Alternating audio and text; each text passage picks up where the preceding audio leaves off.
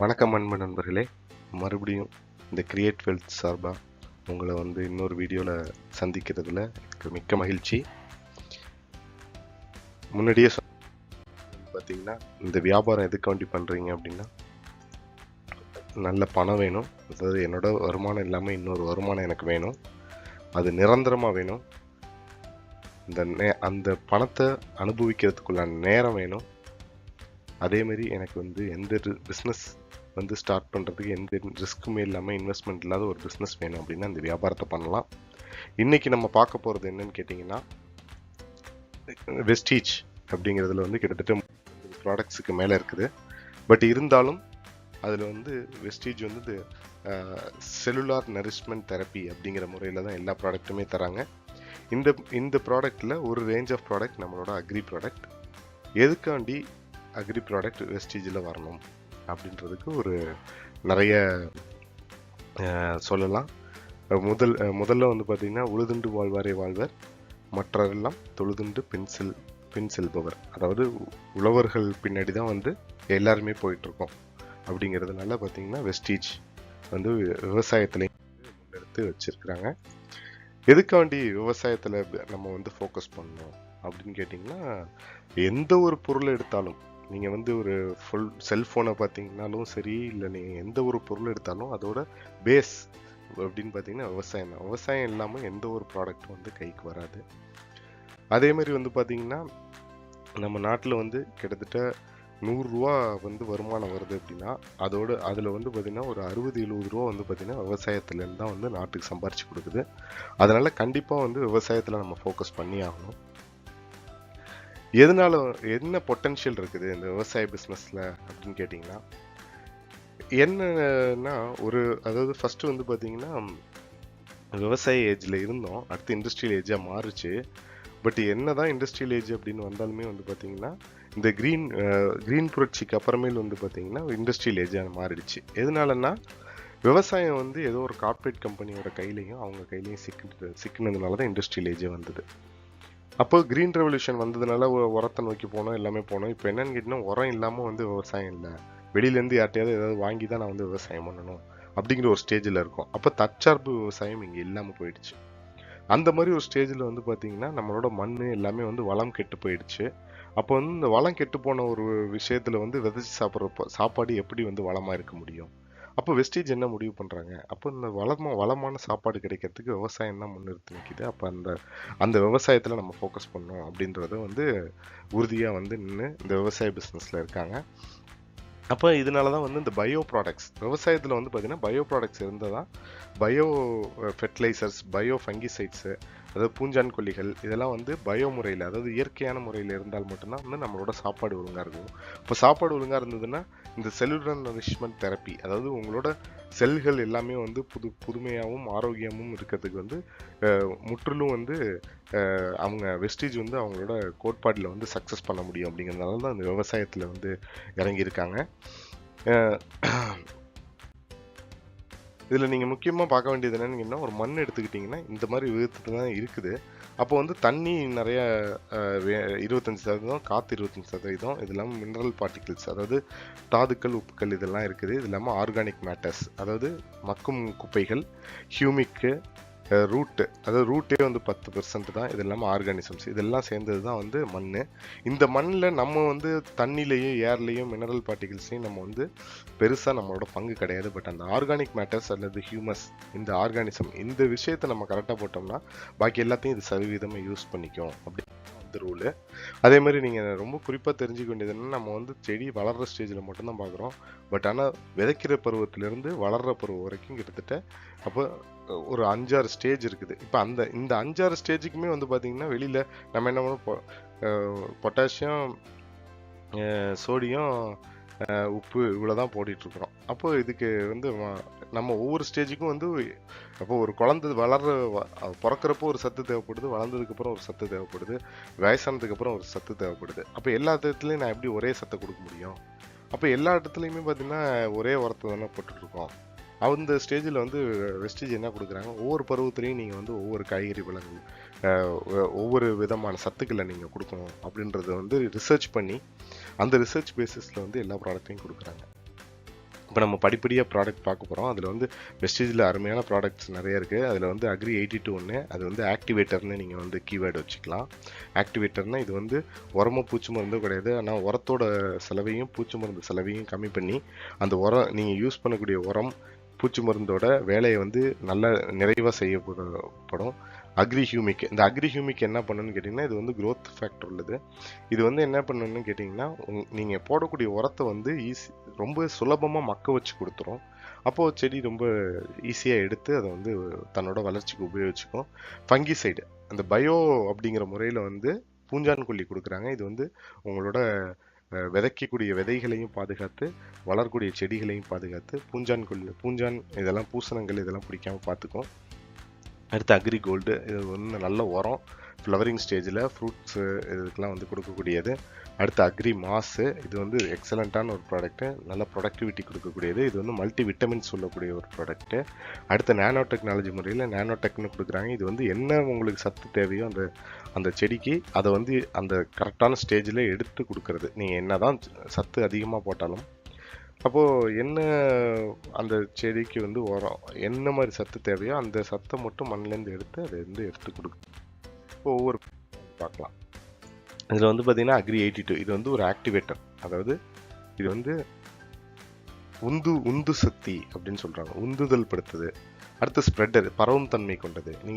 நீங்கள் பயன்படுத்தக்கூடிய எந்த பொருளாக இருந்தாலும் அதை வந்து பரவி அந்த பாத்தி ஃபுல்லுத்துக்கும் வந்து எடுத்து கொடுக்கக்கூடியது. அப்போ நீங்கள் பூச்சி மருந்து கூட போட்டிங்கன்னா பூச்சி மருந்தையும் நல்லா எஃபெக்டிவாக யூஸ் பண்ணி கொடுக்கும். இப்போ நீங்கள் உரத்து கூட போட்டிங்கன்னா உரத்தையும் வந்து நல்லா ஸ்ப்ரெட் பண்ணி கொடுக்கும். பவுட்ரு முறையில் இப்போ உரத்தை போட்டிங்கன்னா கட்டி பிடிக்காமல் பார்த்துக்கும். இந்த கட்டி பிடிச்சதையும் உடச்சி எல்லா இடத்துக்கும் எடுத்து கொடுக்கும். அடுத்து வெட்டர், இது வந்து ஈரத்தன்மையை வந்து பாதுகாத்து கொடுக்கும். அப்போது நீங்கள் வந்து தண்ணி எனக்கு கம்மியாக தான் இருக்குது, அதில் நிறைவான விவசாயம் பண்ண முடியுமானா இந்த அக்ரி 82 வச்சு நீங்கள் பண்ண முடியும். அடுத்து வந்து பார்த்தீங்கன்னா இது வந்து நான் டாக்ஸிக்கு, எக்கோ ஃப்ரெண்ட்லி, இயற்கையான முறையில் வந்து எந்தவித கெமிக்கல் சப்ஸ்டன்ஸும் இல்லாமல் வந்து இதை வந்து அதாவது ஆர்டிஃபிஷியல் கெமிக்கல் இல்லாமல் இதை வந்து தயாரிக்கிறாங்க. இது வந்து ஒரு எண்ணெய் தன்மை, பிசுபிசுப்பு தன்மை கொண்டது. இது வந்து யூனிஃபார்ம் சொல்யூஷனு. இது வந்து பார்த்திங்கன்னா யூனிஃபார்மாக, அதாவது நிறைவாக ஒரு சரிசமமாக எல்லா இடத்துலையும் நீங்கள் எது கூட இதை சேர்த்தாலும் அதை வந்து ஸ்ப்ரெட் பண்ணி கொடுக்கும். அடுத்து வந்து பார்த்திங்கன்னா அக்ரி ஹியூமிக்கில் வந்து பார்த்திங்கன்னா ஹியூமிக் ஆசிடு, ஃபல்விக் ஆசிடு, ஹியூமின், இது 3 பொருள் இருக்குது. இது என்ன பண்ணும் அப்படின்னு கேட்டிங்கன்னா,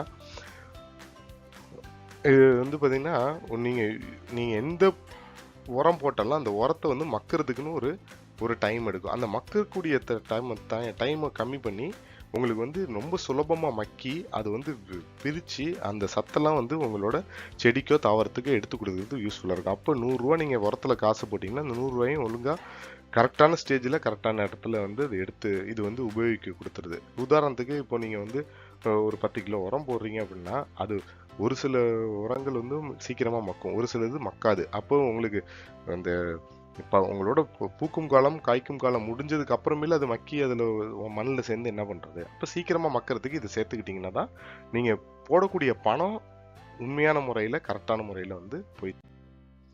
இந்த ஹியூமிக் என்ன பண்ணுது? சாயில் போரோசிட்டி, அதாவது சாயில் வந்து புறப்புறத்து நல்லா மிருதுவாக வச்சுக்க எதுவாக இருக்குது. அடுத்து சாயில் ஏரேஷன், காற்று புகும் அளவுக்கு வந்து சாயிலை வந்து இது பண்ணிக்க நல்லா அதாவது காற்று நிறையா, உயிர் காற்றுகள் நிறைய இருக்க அளவுக்கு பண்ணி கொடுக்குது. அடுத்து வந்து பார்த்தீங்கன்னா சாயில் ட்ரைனேஜ், தேவையில்லாத பொருட்களை வந்து வெளியில் தள்ளி கொடுத்துருது. அடுத்தது சீட் ஜெர்மினேஷன், உங்களோட விதை வந்து நல்லா வளர்கிறதுக்கு ஒரு நல்ல ஒரு பொருளாக இது வந்து அமையுது. அடுத்து வந்து சாயில் ஃபெர்டிலிட்டி, உங்களோட மண் வளத்தை வந்து அதிகப்படுத்துது, மலத்துத்தன்மையை நீக்கி கொடுக்குது. அடுத்தது வந்து உங்கள் காரத்தன்மை அமிலத்தன்மையை வந்து சரிவிகிதமாக பண்ணி வைக்குது. இந்த பச்சை கலரில் இருக்கணும், அதாவது நீங்கள் மண்ணை போய் டெஸ்ட் பண்ணிங்கன்னா காரத்தன்மை அமிலத்தன்மை சொல்லுவாங்க. அதில் வந்து ஒரேடியாக வந்து காரமாக இருக்கக்கூடாது, ஒரேடியாக அமிலத்தன்மையும் ஜாஸ்தி இருக்கக்கூடாது. அப்போ வந்து இந்த வந்து நியூட்ரலைஸ் பண்ணி கொடுக்குது. இதனால என்ன ஆகுது? உங்களோட செடி வந்து சந்தோஷமாக இருக்குது, அதான் உண்மை. அப்போ சந்தோஷமாக இருக்கும்போது வந்து பார்த்திங்கன்னா நல்லா காய்ப்பு அதிகமாக கிடைக்கும்.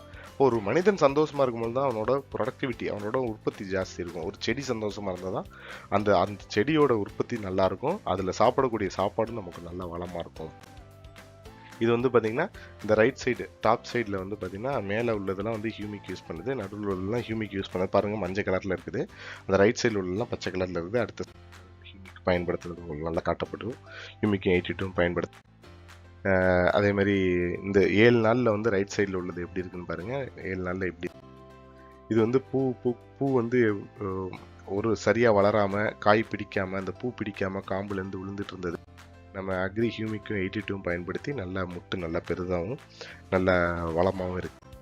இது எல்லாமே ஃபீல்டு ஃபோட்டோஸு. அடுத்து ஃபங்கிசைடு வந்து பார்க்கலாம். ஃபங்கிசைடு வந்து என்னன்னு, இது வந்து பூஞ்சான் கொல்லி, இயற்கையான முறையில் உள்ள பூஞ்சான் கொல்லி. இது என்ன வேலை பண்ணுது? Curative stage. அதாவது காய் நீங்கள் வந்து காயெல்லாம் எடுத்ததுக்கு அப்புறமே இது தெளிச்சு விட்டுட்டீங்கனாலும் பூஞ்சான் வந்து இந்த மண்ணில் பிடிக்காமல் பார்த்துக்கும். ப்ரிவென்டிவ் ஸ்டேஜ், காய்க்கிறதுக்கு முன்னாடியே நான் வந்து மண்ணில் போட்டாலும் மண்ணில் பூஞ்சான் இல்லாமல் பார்த்துக்கும். அதே மாதிரி டிசீஸ் வந்ததுக்கு அப்புறமும் பூஞ்சான் வந்ததுக்கு அப்புறமும் நீங்கள் வந்து தெளிச்சு விட்டீங்கன்னா பூஞ்சான் இல்லாமல் பார்த்துக்கும். இது வந்து பவுடர் முறையில் இருக்குது. அடுத்து அக்ரி கோல்டு பற்றி பார்க்கலாம். இது வந்து ஒரு இயற்கையான இந்த உரம் எப்படி இருந்தால் இது வந்து ரெக்கவர் ஃப்ரம் ஸ்ட்ரெஸ். அதாவது ஸ்ட்ரெஸ்னால் ஒன்றும் இல்லைங்க, அது வந்து அழுத்தத்தோடு இருக்கும். அழுத்தம் ஏன் எதனால வருது? ஒருத்தன் ஒழுங்காக சாப்பிடாம இருந்தாலும் மன அழுத்தம் வரும், வயிறு அழுத்தம் வரும், உடம்பு அழுத்தம் வரும். அப்போ ஒழுங்கான சத்துக்கள் போகாமல் இது நல்ல சத்து கொடுக்குது. அடுத்து வந்து இம்யூனிட்டி பூஸ்டர். அதாவது தன்னைத்தானே தற்காத்துக்கிற அளவுக்கு வந்து அதுக்கு வந்து எதிர்ப்பு சக்தியை கொடுத்துருது. அடுத்து வந்து பார்த்தீங்கன்னா ஃப்ளவர்ஸ் அண்ட் ஃப்ரூட் டெவலப்மெண்ட், நல்ல காய்ப்புத்தன்மையும் மலரும் தன்மையும் அதிகப்படுத்துறதுக்கு இது வந்து ஏதுவாக இருக்கு. அடுத்து வந்து ரெகுலேட் கிராப் growth. இது வந்து growth-ஐ வந்து அதாவது வளர்ச்சியை வந்து ஊக்குவிக்கிறதுக்கு நல்லா ஏதுவாக இருக்கு. ரெகுலேட் தி சைட்டோபிளாசம்னா ஒன்றும் இல்லைங்க, பச்சையம். அந்த பச்சையத்தை வந்து காக்கிறதுக்கு வந்து பார்த்தீங்கன்னா இது வந்து ரொம்ப எக்ஸலண்ட்டான ஒரு ப்ராடக்ட் அமையுது. இது வந்து ஒரு உரம் கிடையாது, அக்ரி மாசு. இது வந்து பூக்கும் காலத்தில் போகுது. மாசுனா மாசாக இருக்குங்க. இந்த ப்ராடக்ட் வந்து பார்த்தீங்கன்னா என்ன வேலை பண்ணுதுன்னா கம்ப்ளீட் நியூட்ரிஷன். உங்கள் செடிக்கு தேவையான எல்லா நியூட்ரிஷனையும் இது கொடுக்குது. பூக்குற காலத்தில் தெளிக்கக்கூடியது. Rich in amino acids. அதாவது அமினோ ஆசிட்ஸ்னால் ஒன்றும் இல்லை, புரோட்டீன் தான் அமினோ ஆசிட். மனுஷனுக்கும் அமினோ ஆசிட் தான் வேணும், செடிக்கும் அமினோ ஆசிட் தான் வேணும். அமினோ ஆசிட்ஸை வந்து எப்படி வந்து ஒரு ப்ரோட்டீன் பவுடரில் வந்து வெஸ்டேஜ் வந்து கொடுக்குறாங்களோ, பில்டிங் பிளாக்ஸ் மாதிரி வந்து மனுஷனோட வளர்ச்சிக்கு இது ஏதுவாக இருக்குதோ, அதே மாதிரி ஒவ்வொரு செடியில் உள்ள செல்லுக்கும் வந்து அமினோ ஆசிட்ஸ் வந்து ரிச்சாக எடுத்து கொடுக்குது. அடுத்து இம்ப்ரூவ்ஸ் பிளான்ட் ஃபெர்டிலிட்டி, மலத்தன்மையை போக்குது, நல்ல காய்ப்புத்தன்மையை உண்டு பண்ணும். அந்த குவாலிட்டி ரிசல்ட் உங்களோட இந்த மாஸ் பயன்படுத்தினீங்கன்னா உங்களோட காய்கள் எல்லாம் வந்து நல்லா பெருத்து நல்லா, அதாவது இந்த செகண்ட் ரேட்டு போகாத அளவுக்கு வந்து பண்ணி கொடுக்கும். அடுத்து இம்ப்ரூவ்ஸ் ஃபோட்டோசிந்தசிஸ். இதுவும் அதே தாங்க, பச்சையத்தை வந்து அதிகப்படுத்தி அப்போ கிரகிச்சு காற்றுல உள்ள சத்துக்களை எல்லாம் வந்து ஏற்றுக்கிறதுக்கு இந்த ஃபைட்டோசிந்தசிஸ் இருக்கணும். ஃபைட்டோசிந்தசிஸ் ஒன்றும் இல்லை, நம்ம உடம்புக்கு மெட்டபாலிசமு, செடிக்கு ஃபைட்டோசிந்தசிஸ். அதாவது ஒரு சத்தை எடுத்து அதை வந்து அதாவது இயற்கையிலேருந்து சத்தை எடுத்து அதை உள்வாங்கி அதை வந்து டைஜஸ்ட் பண்ணி திருப்பி காய்க்கும் இதுக்கும் எடுத்து கொடுக்கறது தான். இந்த வேலையை வந்து பண்ணுறதுக்கு இந்த மாஸ் நல்லா பாருங்கள். மாஸ் அடிக்காத காய் எப்படி, மாஸ் அடித்த காய் எப்படி நல்லா பெருத்து இருக்கு பாருங்கள். அடுத்து பாருங்கள், இது பாருங்கள், நம்ம புடலங்காய் நல்லா நீண்டு தரையை தொடுற அளவுக்கு நல்லா வளர்ந்துருக்குது. இவர் வந்து பார்த்தீங்கன்னா இந்த கொடியே வந்து மாற்றிட்டார் அந்த அளவுக்கு. நெக்ஸ்ட் வந்து பாருங்கள், இது எல்லாமே நம்ம 82 எல்லாம் பயன்படுத்தினது. அடுத்து வந்து நானோடெக். இது வந்து நானோ டெக்னாலஜி ப்ராடக்ட். இந்த ப்ராடக்ட் என்ன பண்ணுங்கன்னா, எனக்கு சரியாக வளர மாட்டேங்குது, சத்தெல்லாம் போட்டு பார்க்குறேன், இருந்தாலும் எடுக்க மாட்டேங்குது அப்படின்னா அந்த செடிக்கு என்ன சத்து வேணுமோ அது யாருக்கு தெரியும்? கடவுளுக்கு தானே தெரியும். அந்த கடவுள்கிட்ட இந்த நானோடெக் ப்ராடக்ட் கேட்டு என்ன பண்ணுது, எப்போ இந்த செடிக்கு இந்த சத்து தான் வேணும்னு இதுவே எடுத்து கொண்டு போய் அந்தந்த பருவத்து எல்லா விதமான மைக்ரோ நியூட்ரியன்ஸ் மேக்ரோ நியூட்ரியன்ஸ் எல்லாமே வந்து மண்ணில் இருந்தாலும் அதை எடுத்துக்கக்கூடிய தன்மை வந்து பார்த்தீங்கன்னா செடிக்கு இருக்கும். அதுக்கு என்ன தேவையோ அதை வந்து கரெக்டாக எடுத்து கொடுக்கும். இது வந்து காய்க்கிற ஸ்டேஜில், பூத்ததுக்கு அப்புறமேல காய்க்கிற ஸ்டேஜில் அடிக்கக்கூடியது நானோடெக். நல்ல காய் பெருக்கிறதுக்கு எல்லாத்துக்குமே நல்லா உபயோகமாக இருக்கும். இது வந்து என்ன பண்ணுது, மைக்ரோ நியூட்ரியன்ஸ் நிறைய மைக்ரோ நியூட்ரியன்ஸ். அடுத்து வந்து பார்த்தீங்கன்னா நானோ சிலேட்டட் டெக்னாலஜி. இது வந்து என்ன பண்ணுறாங்கன்னா, இந்த நியூட்ரிஷனையும் மினரல்ஸையும் சத்துக்களையும் தாதுக்களையும் வந்து பைண்ட் பண்ணி அப்படியே கம்ப்ளீட்டாக உள்ளர ஒரு டெக்னாலஜியாக வச்சுருக்கிறாங்க. நானோ சிலேட்டட் டெக்னாலஜி. இது வந்து பார்த்திங்கன்னா பேட்டன்டட் டெக்னாலஜி. Increase productivity. இது உற்பத்தி அதிகப்படுத்தி கொடுக்கும். சைஸு ஷேப்பு எனக்கு வந்து காய் வந்து பார்த்தீங்கன்னா செகண்டில் போகுது, வாழைக்காய் அதெல்லாம் போட்டிங்கன்னா இந்த நானோடெக் யூஸ் பண்ணிங்கன்னா நல்லா சூப்பராக இருக்கும். அடுத்து வந்து ஃப்ரூட் இம்ப்ரூவ்மெண்ட் செல்ஃப் லைஃப், அதாவது நீங்கள் வந்து இந்த இப்போ நீங்கள் கெமிக்கல் எல்லாம் முக்கிய எடுத்து கொடுக்குறாங்க அப்படிலாம் இல்லை. இது நானோடெக் அடித்து கொஞ்ச நாளில் வெட்டின காய் அதோட செல்ஃப் லைஃபே ஜாஸ்தி இருக்கும். நீங்கள் வெட்டி எடுத்துகிட்டு போய் காய் விற்று வீட்டில் சாப்பிட்ற வரைக்கும் அந்த காயோட தன்மை மாறாமல் நல்லா அடிப்படாமல் அழுகாமல் நல்லா பார்த்துக்கும். சரி, ஓகே, இந்த ப்ராடக்ட்லாம் பார்த்துட்டேன். இதை நான் வந்து எப்படி நான் பயன்படுத்துறது? ஸோ நம்ம ஒவ்வொரு தாவரமாக பார்க்கலாங்க. பேடி ஃபீல்டு, அதாவது அரிசிக்கு நெல் பயிர் நம்ம ஊரில் ஜாஸ்தி. நெல் பயிருக்கு ஸ்டேஜ் 1, அதாவது இந்த காய் விதைக்கிற ஸ்டேஜில் என்ன பண்ணணும் அப்படின்னா இந்த இதில் போடணும், அக்ரி கோல்டு சேர்த்துக்கணும், இல்லைன்னா ஹியூமிக் கிரானியூல்ஸு அல்லது ஹியூமிக் 82. இந்த விதத்தில், அதாவது 1:2:3 அப்படிங்கிற ரேஷியோ தான் மேக்ஸிமம். நீங்கள் அக்ரி 82 ஹியூமிக் பேசிக்கு, அக்ரி 82 ஒரு 100 mlனா ஒரு ஏக்கருக்கு, humic 200 ml, agri gold 200 gram. இது பவுடராக இருக்கனால இதை எடுத்து முதல் வாரத்துலையும் 4வது வாரத்துலையும் தெளிச்சிடணும்.